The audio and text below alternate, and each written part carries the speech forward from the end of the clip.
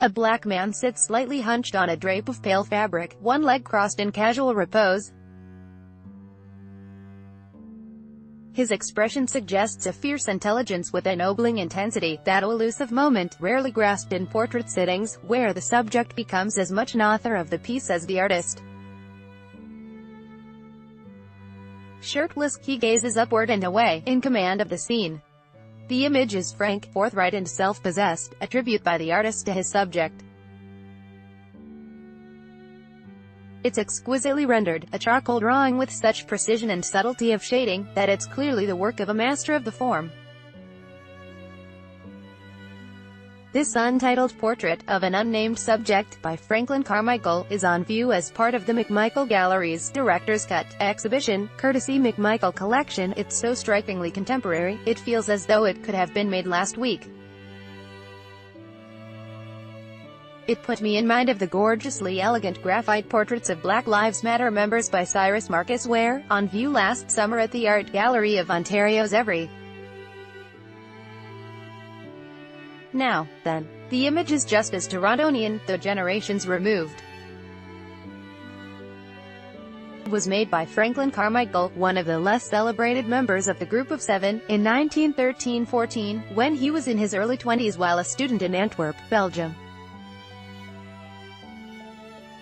Soon after, the group would cement its reputation as a gang of heroic artistic chroniclers of the untamed Canadian wilderness, a project that began in earnest with the death of their woodsiest associate, Tom Thomson, in 1917.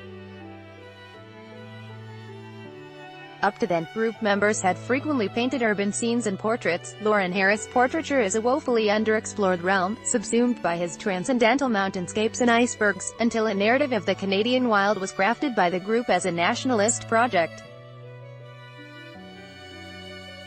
Article continued below. In hindsight, its single-mindedness produced damning exclusions, namely of Indigenous people inhabiting those disappearing wilds. This image, on view at the McMichael Canadian Art Collection's Director's Cut exhibition, is another of those things, a snippet of Canadian social and cultural history relegated to the margins while narrow myth-building took hold.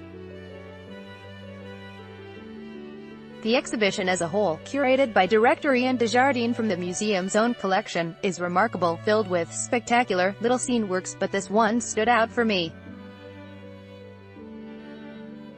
It speaks of a time when our national fables weren't yet fully constructed, and in their current dismantling, it slips right into place.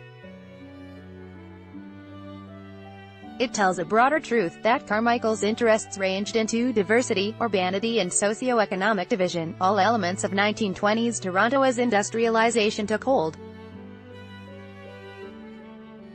A black man would have been a risque subject for Carmichael, marginalized as African Canadians were in the evolving colonial cultural myth. The Royal Ontario Museum's recent Here We Are Here, Black Canadian Contemporary Art put a fine point on the depth, persistence and brutality of that exclusion in our cultural history. As the group ethos took hold, images like these faded deep into the background for their counterpoint to a mission meant to be single-minded. We don't know why Carmichael chose to portray him. The piece is simply untitled, his name not preserved. It's an undeniable masterwork, but one, over all the years, I've never seen. I suspect, like Harris' portraits and images of industrial decay, it might have been seen to muddy a simplistic myth that cast Canadian art as the exclusive realm of post-impressionist purity, unsullied by the complications of the real world.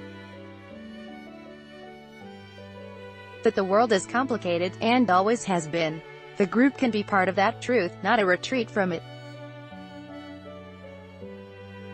Correction: June 18, 2018. This article was updated from a previous version that misspelled artist Cyrus Marcus Ware's name.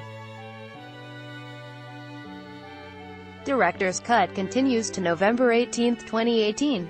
For more information, please see McMichael.com.